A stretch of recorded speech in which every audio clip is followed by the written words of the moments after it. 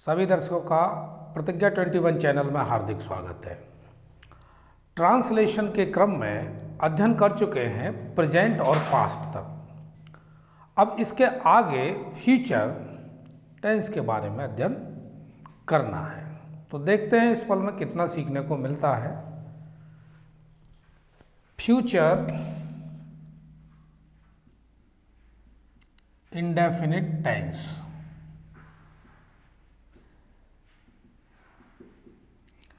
Future indefinite tense. अब इस tense की जो पहचान है वो क्या है? तो इंडेफिनिट वर्ड का मतलब है अनिश्चित। इसमें समय दिया नहीं रहता है, समय दिया नहीं रहता है। तो पहचान पहले समझ लेते हैं। इस प्रकार के वाक्यों के अंत में गा, गी, गे आदि शब्द आते हैं।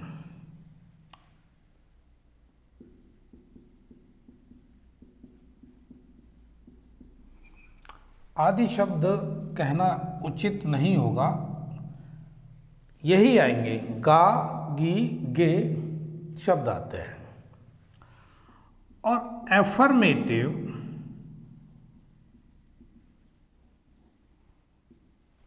जो सेंटेंस बनाएंगे उसका रूल क्या है? एफर्मेटिव का रूल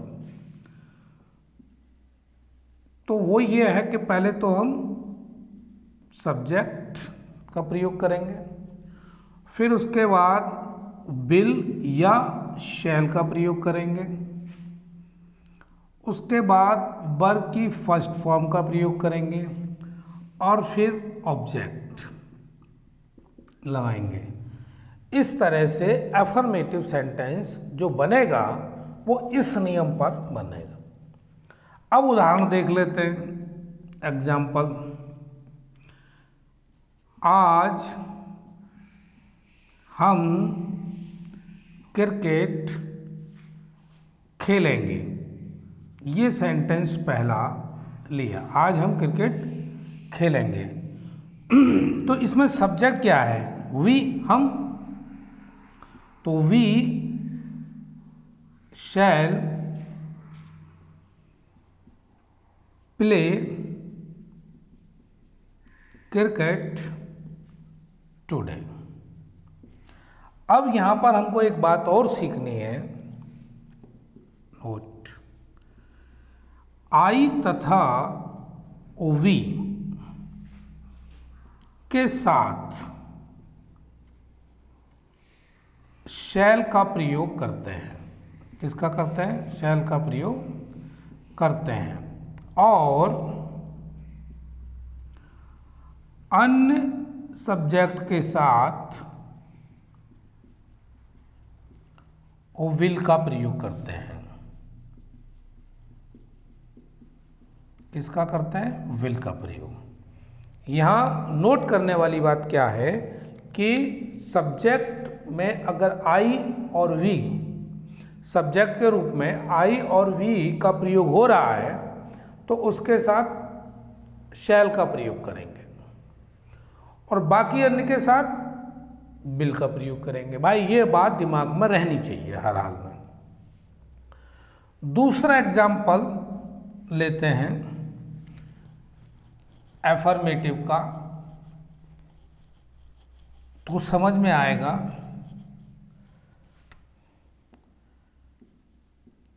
आज बारिश होगी। ऐसे सेंटेंस में जब सब्जेक्ट है ही नहीं तो शुरुआत किससे करते हैं? इट से। It will rain today. It will rain today. तो आई नहीं है यहां पर सब्जेक्ट में, ना ही वी है, तो फिर शैल का प्रयोग होना नहीं है। और अन्य के साथ क्या होना है, विल का प्रयोग। तो मैंने इसके साथ विल का प्रयोग किया, जो अभी मैंने रूल बताया है उसी रूल के आधार पर सब्जेक्ट, उसके बाद विल या शैल का प्रयोग करते हैं, वर्ब की फर्स्ट फॉर्म लगाते हैं और ऑब्जेक्ट। वही नियम मैंने आपको यहाँ पर बना के दिया। तीसरा एक और लेते हैं सेंटेंस, कमला गंगा जी में स्नान करेगी, ये सेंटेंस है। तो यहां सब्जेक्ट क्या हुआ, कमला, और कमला के साथ विल या शैल का में से कोई एक करना है प्रयोग, तो शैल तो होगा नहीं, विल, कमला विल। अब इसके बाद क्या लगाना है हमको, verb, Kamala will bath in the Ganga. लो जी, सेंटेंस बन गया। 3 सेंटेंस अभी एफर्मेटिव के हम लोगों ने देखे, और उसमें प्रयोग क्या हुआ कि भाई सब्जेक्ट के बाद या तो विल लगाओ या शैल लगाओ। शैल का प्रयोग आई और वी सब्जेक्ट के साथ होता है, बाकी अन्य के साथ विल का प्रयोग। अब एक दूसरी दशा ये भी हो सकती है, उसको भी समझते हैं। वो दूसरी दशा क्या है, कंडीशन, यदि वाक्य में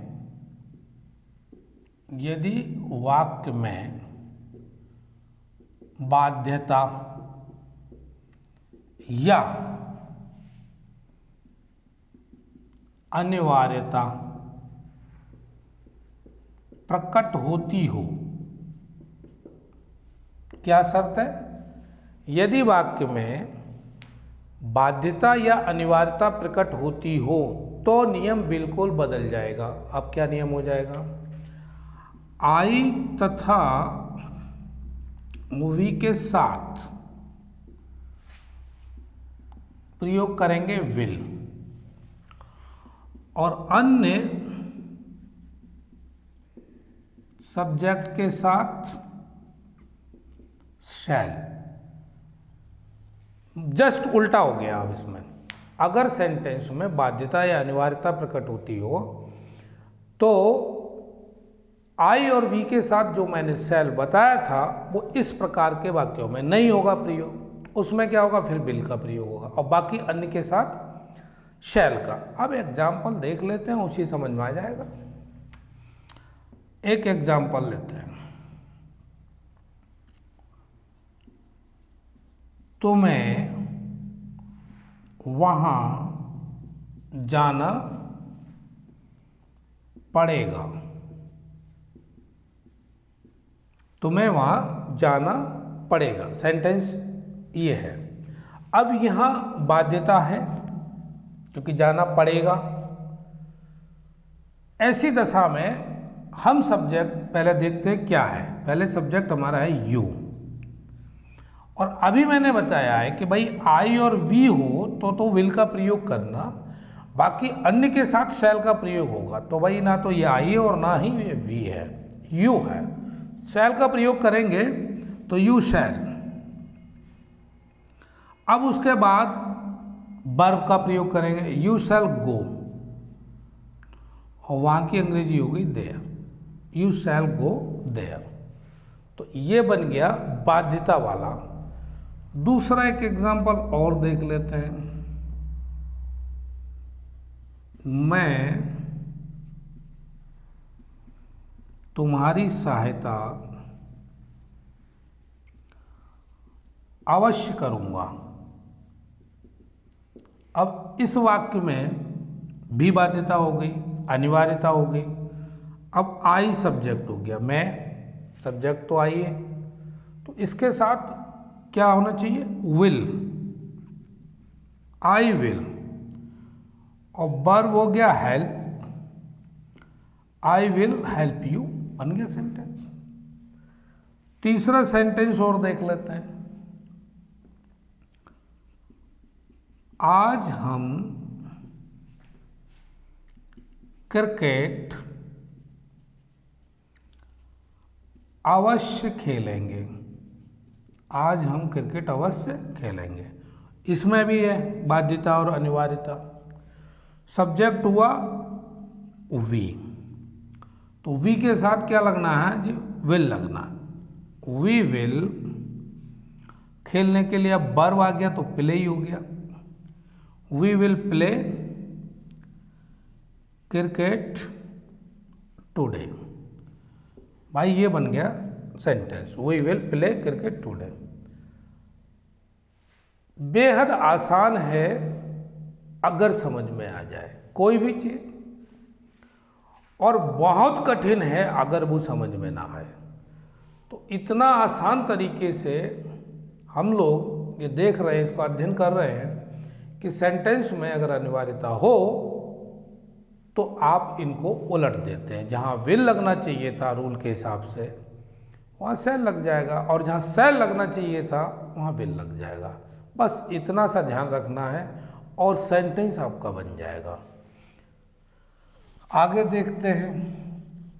अभी तक हमने जो चर्चा की है वो की है केवल और केवल एफर्मेटिव सेंटेंस की। अब नेगेटिव सेंटेंस हो इसका तो क्या करते हैं, तो देखते हैं भाई पहले नेगेटिव क्यों। इसका भी रूल है कि भाई पहले सब्जेक्ट और उसके बाद विल या शैल, फिर उसके बाद नॉट या नेवर, फिर वर्ब की फर्स्ट फॉर्म, और उसके बाद ऑब्जेक्ट का प्रयोग करते हैं।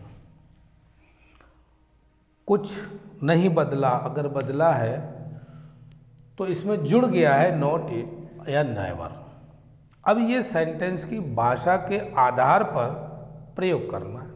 अब उदाहरण देखते हैं, एग्जाम्पल से समझ में आएगा। हम तुम्हारे साथ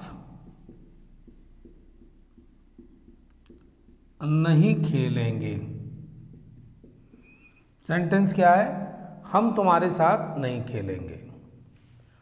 अब ये नेगेटिव तो है ही, और फ्यूचर का है, और फ्यूचर में भी इंडेफिनिट का है क्योंकि टाइम दिया नहीं है, और पहचान के मुताबिक ये अपनी शर्त पूरी कर रहा है क्योंकि वाक्य के अंत में मैंने बोला था गा गी गे शब्द आते हैं। अब बनाते हैं, इसमें सब्जेक्ट हो गया वी, और वी के साथ तो शैल ही लगता है भाई, वी शैल नॉट, और फिर आ गया verb, we shall not play तुम्हारे साथ with you, we shall not play with you. ये इसकी हिंदी की, ये इंग्लिश बन गया, यानी ये ट्रांसलेट हो गया पहला सेंटेंस। दूसरा और देखते हैं, मैं कभी भी झूठ नहीं बोलूँगा। मैं कभी भी झूठ नहीं बोलूँगा। अब यहाँ कभी भी आ गया तो क्या करेंगे, पहले सब्जेक्ट से निपट लेते हैं। मैं, इसकी इंग्लिश क्या होगी, आई शैल नेवर। अब यहाँ पर नॉट का प्रयोग नहीं होगा क्योंकि शब्द क्या आ गया, कभी। आई शैल नेवर, झूठ नहीं बोलूंगा, टेल अ लाई, बन गया sentence, I shall never tell a lie. इन छोटे छोटे सेंटेंस से इंग्लिश की शुरुआत की जाए तो बड़े बड़े भी कब्जे में आ जाएंगे सेंटेंस बनाना, लेकिन शुरुआत तो छोटे कदमों से हो तब युद्ध जीता जा सकता है। तीसरा, तुम मेरी आज्ञा नहीं मानोगे, तो इसको बनाएंगे यू यानी सब्जेक्ट तो यू हो गया, यू, और इसके साथ मैंने अभी बताया था शैल का प्रयोग होना ही नहीं है, आई और वी के साथ शैल का प्रयोग होता है। तो यू विल नॉट ओबे मी बन गया भाई सेंटेंस। तो नेगेटिव फ्यूचर इंडेफिनिट में नेगेटिव कैसे बनेगा, ये आपके सामने रूल और एग्जाम्पल देके मैंने बताया। अब आप भी अगर घर पर प्रैक्टिस करें तो क्लियर हो जाएगा। अब नेगेटिव सेंटेंस के बाद इंटरोगेटिव, इंटरोगेटिव में क्या होता है ये भी देखते हैं। इंटरोगेटिव, यदि वाक्य के शुरू में क्या शब्द आया हो तो क्या करेंगे, या तो सेंटेंस को विल से शुरू करेंगे या शैल से शुरू करेंगे। ये निर्भर करेगा सब्जेक्ट के ऊपर। फिर उसके बाद सब्जेक्ट का प्रयोग करेंगे और फिर वर्ब की फर्स्ट फॉर्म लगाएंगे और फिर ऑब्जेक्ट लगाएंगे। और सबसे ज़्यादा महत्वपूर्ण बात यह है कि इसके पीछे भाई क्वेश्चन मार्क जरूर लगेगा। अगर क्वेश्चन मार्क नहीं लगा तो सेंटेंस पूरा सही होने के बावजूद भी गलत है। तो क्वेश्चन मार्क होना अनिवार्य। अब इसका एग्जाम्पल देखते हैं इस नियम पर आधारित। पहला एग्जाम्पल देखते हैं, क्या गीता स्कूल जाएगी। ये सेंटेंस है, क्या गीता स्कूल जाएगी। तो सब्जेक्ट गीता है तो इसके साथ शैल का प्रयोग तो होना नहीं। Will Geeta go to school, और ये क्वेश्चन मार्क। अब यहीं पर अगर इंटरोगेटिव और नेगेटिव होता तो क्या करते, और इसको भी देख लेते हैं। मान लो ये सेंटेंस इस तरीके से होता, क्या गीता स्कूल नहीं जाएगी, ये है सेंटेंस। तो यहाँ इंटरोगेटिव भी है और नेगेटिव भी है। तो इसको कैसे बनाएंगे, विल गीता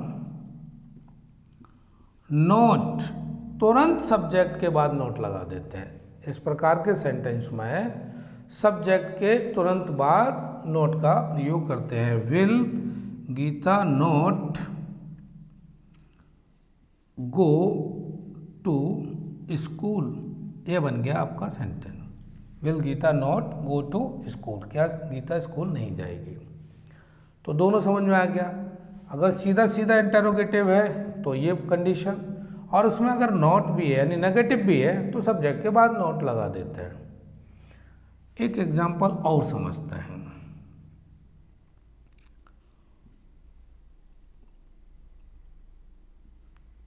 वह दूसरा लेते हैं एग्जांपल, क्या हम यह पुस्तक पढ़ेंगे, क्या हम यह पुस्तक पढ़ेंगे। तो यहाँ पर क्या लगना है, सब्जेक्ट हमको वी यानी शैल से शुरू करेंगे। इसको किससे शुरू करना है, शैल से, विल से नहीं। क्यों, सब्जेक्ट हो गया we. Shall we read this book, क्या बना, क्या हम यह पुस्तक पढ़ेंगे, shall we read this book. तो अगर सेंटेंस क्या से शुरू होता है हिंदी में, तो तो ये देखते हैं कि विल से शुरू करना है या शैल से शुरू करना है, तो ये डिपेंड करेगा सब्जेक्ट के ऊपर। तो यहाँ तक बात समझ में आती है। अब कंडीशन मान लो दूसरी हो। दूसरी कौन सी कंडीशन? यदि वाक्य के बीच में कोई प्रश्नवाचक शब्द आया हो, यदि वाक्य के बीच में कोई प्रश्नवाचक शब्द आया हो, तो क्या करते हैं? फिर क्वेश्चन वर्ड पहले लगाएंगे। कौन सा क्वेश्चन वर्ड? जो आया है उसकी इंग्लिश पहले लगाएंगे। फिर विल या शैल में से कोई एक प्रयोग होगा। उसके बाद सब्जेक्ट और वर्ब की फर्स्ट फॉर्म प्लस फिर ऑब्जेक्ट का प्रयोग हो जाएगा, और लास्ट में question mark. Question word will या शैल में से कोई एक प्रयोग होगा, फिर सब्जेक्ट, फिर वर्ब की फर्स्ट फॉर्म और उसके बाद ऑब्जेक्ट।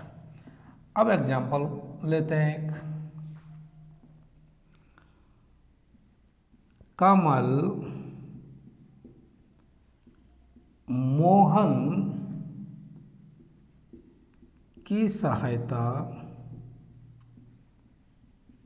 क्यों करेगा? सेंटेंस क्या है? कमल मोहन की सहायता क्यों करेगा। अब यहां पर सब्जेक्ट हो गया कौन? कमल, लेकिन ये इंटरोगेटिव वर्ड आया है क्यों, तो सबसे पहले इसी की इंग्लिश लगाएंगे। Why will Kamal help Mohan, और ये क्वेश्चन मार्क। वाई से शुरू किया क्योंकि क्वेश्चन वर्ड था क्यों। उसके बाद सब्जेक्ट कमल है तो इसके साथ शैल का प्रयोग नहीं होगा, विल हेल्प मोहन बन गया। एकदम आसान सेंटेंस। दूसरा एक और लेते हैं। वह कौन सी पुस्तक पढ़ना चाहेगा, और ये क्वेश्चन मार्क। तो यहां शब्द क्या आया? कौन सी। तो क्वेश्चन वर्ड तो यही हुआ, तो इसको कैसे बनाएंगे? विच बुक, कौन सी पुस्तक, विच बुक विल, और सब्जेक्ट वह है ही लाइक टू रीड। क्या बना सेंटेंस? वह कौन सी पुस्तक पढ़ना चाहेगा, which book will he like to read. ये आपके सामने हमने कौन से सेंटेंस लिए? यदि वाक्य के बीच में कोई प्रश्नवाचक शब्द आ रहा हो तो भाई इस नियम से बनाना है। फ्यूचर इंडेफिनिट के एफर्मेटिव सेंटेंस बनाने की विधि, नेगेटिव बनाने की विधि और इंटेरोगेटिव बनाने की विधि आप समझ लिए। अब इससे आगे चलते हैं। फ्यूचर इंडेफिनिट के बाद अगला जो है वो है फ्यूचर कंटिन्यूअस। उसको भी देख लेते हैं। Future continuous tense. अब इसकी क्या पहचान है? पहले तो हमें यह देखना है। इस प्रकार के वाक्यों के अंत में रहा होगा, रही होगी, रहे होंगे शब्द आते हैं। ये तो वही हो गई इसकी पहचान। फ्यूचर कंटिन्यूअस टेंस की क्या पहचान है? इस प्रकार के वाक्यों के अंत में रहा होगा, रही होगी, रहे होंगे शब्द आते हैं। अब इसका जो रूल है किसका, एफर्मेटिव बनाने का, सेंटेंस का। जो एफर्मेटिव सेंटेंस बनाएंगे उसका क्या रूल होगा, तो पहले तो सब्जेक्ट का प्रयोग करते हैं, उसके बाद विल बी या शैल बी। तो अभी मैं बता के चुका हूं कि आई और बी के साथ शैल लगाते हैं, बाकी अन्य सब्जेक्ट के साथ क्या लगाएंगे, विल। तो बस उसके साथ एक चीज और जुड़ गई है जिससे कह रहे हैं बी, यानी शैल बी या विल बी। और फिर वर्ब की फर्स्ट फॉर्म में आईएनजी लगाएंगे, क्योंकि कंटिन्यूअस है तो आईएनजी लगना जरूरी है। उसके बाद ऑब्जेक्ट का प्रयोग करेंगे। भाई इतना सा काम है जो एक बार ढंग से समझ लिया जाए और देख लिया जाए तो दिमाग में उतर जाएगा। अब एग्जाम्पल लेते हैं एक, मैं समाचार पत्र पढ़ रहा हूँगा। ठीक है, रहा होगा, रहे होंगे, रहा होगा, ये शब्द आते हैं तो ये कंटिन्यूअस हो गया। कौन सा, फ्यूचर कंटिन्यूअस। अब इसके साथ सब्जेक्ट आई के साथ शैल का प्रयोग करेंगे। आई शैल बी रीडिंग, पढ़ने की अंग्रेजी क्या है, रीड, और कंटिन्यूअस है तो भाई आईएनजी लगा दो, reading. I shall be reading the news paper. I shall be reading the news paper, पहला सेंटेंस। दूसरा सेंटेंस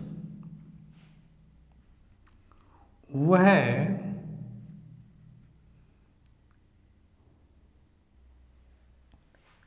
आज शाम कानपुर जा रही होगी। वह आज शाम कानपुर जा रही होगी। अब यहाँ पर इस सेंटेंस को थोड़ा इस तरीके से कर लो, वह शाम को कानपुर जा रही होगी। शी, क्योंकि लड़की है फीमेल, तो इसमें क्या करना है, she will be going to Kanpur. She will be going to Kanpur this evening. दूसरा सेंटेंस आपके सामने, क्योंकि यहाँ पर सब्जेक्ट शी तो विल का प्रयोग और उसके बाद बी लगेगा, फिर वर्ब की फर्स्ट फॉर्म आईएनजी और फिर ये ऑब्जेक्ट। तीसरा और लेते हैं, शीला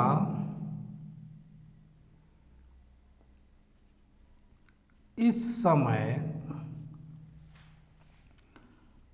स्कूल में खेल रही होगी। तो सब्जेक्ट हो गया शीला और इसके साथ विल का प्रयोग होगा। शीला विल बी प्लेइंग, क्योंकि उसके बाद वर्ब लगाना है, playing in the school, in the school at this time, इस समय। तो तीसरा सेंटेंस बना, शीला इस समय स्कूल में खेल रही होगी। Sheela will be playing in the school at this time. तो ये हो गया affirmative sentence future continuous tense का। अब 3 एग्जाम्पल आपके सामने। अब बात करते हैं नेगेटिव सेंटेंस की। अब इसका नेगेटिव कैसे बनेगा यह भी देख लेते हैं। Negative sentence,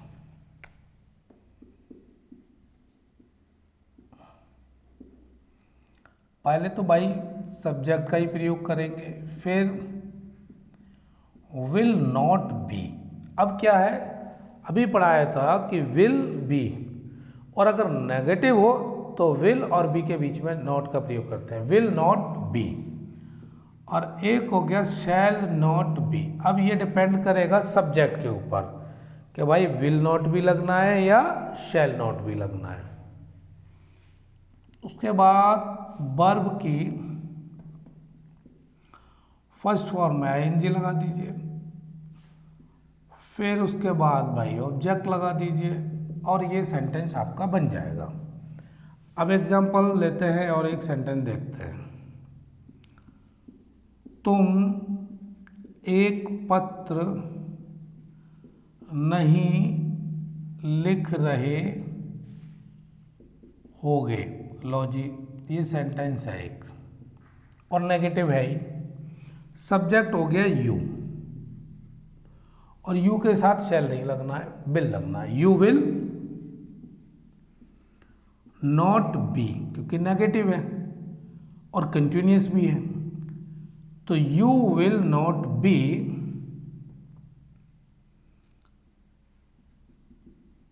writing a letter.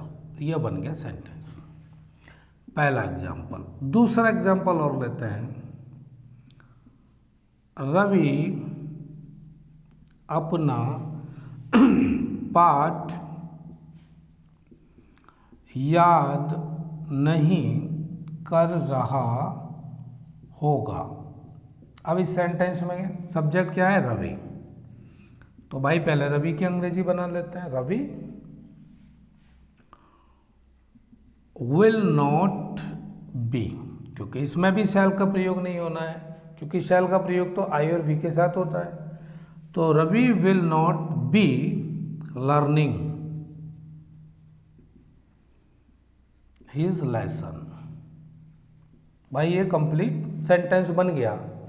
आसानी से आप इस विधि से सीख सकते हैं। तीसरा, वह लड़का स्कूल नहीं जा रहा होगा। तो ये कैसे बनेगा, that boy will not be going to school. वह लड़का स्कूल नहीं जा रहा होगा, that boy will not be going to school. Rule ऊपर, सेंटेंस नीचे। नियम के आधार पर ये बन रहे हैं सेंटेंस हमारे और आपके बीच में, और इस पल में अगर थोड़ा सा ध्यान रख दिया जाए कंसंट्रेशन के साथ, तो भाई ये समझ में आ जाएंगे। और फिर इसी प्रकार के और सेंटेंस की प्रैक्टिस कर ली जाए घर पर बनाने की, तो सेंटेंस सीख गए और समझ में आ जाएगा। और वर्ड्स की जो बिल्डिंग है वो तभी बनती है जब हम सेंटेंस को बनाते हैं। तो शब्द जो भंडार है हमारे पास, शब्दों का जो संचय है वो धीरे धीरे उत्तरोत्तर बढ़ता चला जाता है। आगे देखते हैं इंटरोगेटिव। अब इंटरोगेटिव में पहला वही शर्त, यदि वाक्य के शुरू में क्या शब्द आया हो, क्या शब्द आया हो, तो क्या करते हैं भाई, तो शुरुआत करते हैं विल या शैल से। यह भी डिपेंड करेगा सब्जेक्ट के ऊपर।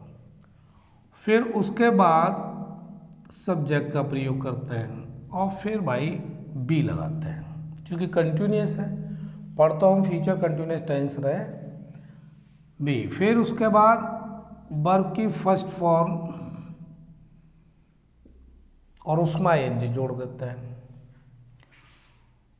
और फिर वही ऑब्जेक्ट का प्रयोग करते हैं और लास्ट में क्वेश्चन मार्क जरूर लगाते हैं। तो बिना क्वेश्चन मार्क के बात नहीं बनेगी, सेंटेंस गलत हो जाएगा। अब एग्जाम्पल देखते हैं। क्या वह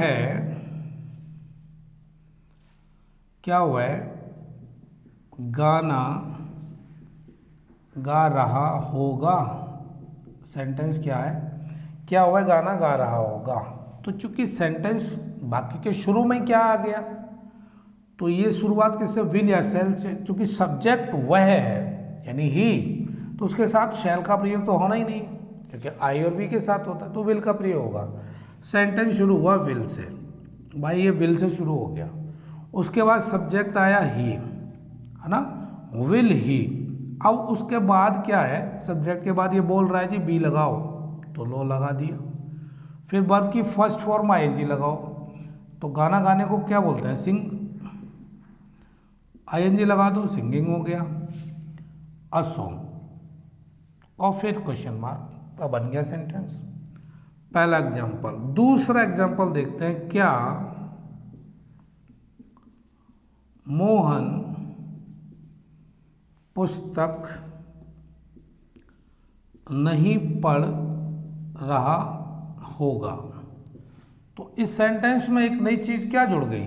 कमाल की बात तो यही हुई कि भाई इसमें इंटरोगेटिव के साथ नेगेटिव भी हो गया है। तो जब नेगेटिव हो गया तो मैंने अभी जस्ट बताया है कि भाई सब्जेक्ट के बाद तुरंत नॉट का प्रयोग कर देते हैं। अब वो अभी यहाँ भी करेंगे, देखते हैं। सब्जेक्ट मोहन हो गया, तो सेंटेंस शुरू होगा किससे? विल से, शैल से नहीं होगा। विल मोहन नॉट और बी, क्योंकि रूल में सब्जेक्ट के बाद बी लगना है, लेकिन नेगेटिव है तो नॉट पहले लगेगा। विल मोहन नॉट बी, और फिर उसके बाद रीडिंग, क्योंकि वर्ब है पढ़ने को, रीड, और उसमें आएंगे रीडिंग अ बुक। भाई ये सेंटेंस बन गया। क्या मोहन पुस्तक नहीं पढ़ रहा होगा? Will Mohan not be reading a book. तीसरा, दो एग्जाम्पल से तो समझ में आ ही गया। अब मैं तीसरा एग्जाम्पल देना उचित नहीं समझ रहा हूं। अब मैं ये चाह रहा हूं कि यदि वाक्य के बीच में प्रश्नवाचक शब्द आया हो, उसको समझाऊंगा। यदि वाक्य के बीच में कोई प्रश्नवाचक शब्द आया हो, अब ये प्रश्नवाचक शब्द क्या, क्यों, कहाँ, कब, कितने, ये सब प्रश्नवाचक शब्द हैं। अगर ये सेंटेंस के बीच में आ जाए तो सबसे पहले इंग्लिश इसी की बनाते हैं। अब इसका रूल क्या है भाई? पहले तो क्वेश्चन वर्ड, फिर विल या शैल, और उसके बाद सब्जेक्ट, और फिर बी, और वर्ब की फर्स्ट फॉर्म में आईएनजी, और उसके बाद ऑब्जेक्ट। अब क्वेश्चन मार्क जरूर लगाना है। अब एग्जांपल देखते हैं एक लेके। क्या मीरा इस समय क्या कर रही होगी? ये सेंटेंस हो गया। अब इस सेंटेंस में क्वेश्चन वर्ड ये है क्या, ये बीच में आया, पहले इंग्लिश इसी की लगाएंगे, तो इसको कहते हैं व्हाट, और उसके बाद विल या शैल में से एक लगना है। तो यहाँ क्या है? विल ही लगेगा। व्हाट विल मीरा, और फिर उसके बाद बी लगना है, और वर्ब कर रही होगी, तो यानी doing. What will Meera be doing इस समय की, एट दिस टाइम, बन गया। What will Meera be doing at this time, एक सेंटेंस। दूसरा सेंटेंस और देखते हैं। वह कितने फल खाती रहेगी, ये है सेंटेंस। तो कितने फल, ये कैसे बनेगा, how many fruits, how many fruits will she, चूंकि फीमेल है, शी बी ईटिंग। अब देख लीजिए ये रूल के हिसाब से सही काम कर रहा है।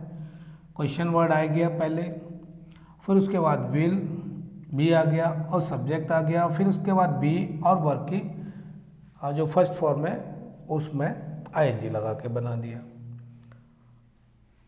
इस तरह से ये दो एग्जाम्पल, एक और एग्जाम्पल देख लेते हैं इसका।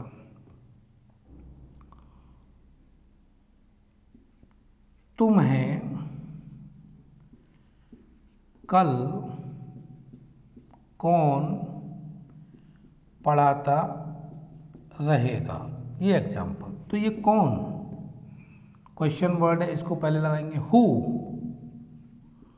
Will be, who will be teaching you tomorrow. यहां पर ये शब्द जो आया है हु क्वेश्चन वर्ड, ये किसका काम कर रहा है, सब्जेक्ट की तरह काम कर रहा है। तो who will be teaching you tomorrow, तुम्हें कल कौन पढ़ाता रहेगा। इस तरह से हमने आपके बीच में चर्चा जो की है वो दो टाइप के सेंटेंस की, एक तो फ्यूचर इंडेफिनिट टेंस और दूसरा फ्यूचर कंटिन्यूअस टेंस। इसके बाद आगे के दो नेक्स्ट क्लास में करते हैं। तब तक जुड़े रहिए इसी तरह से, मिलते हैं, धन्यवाद।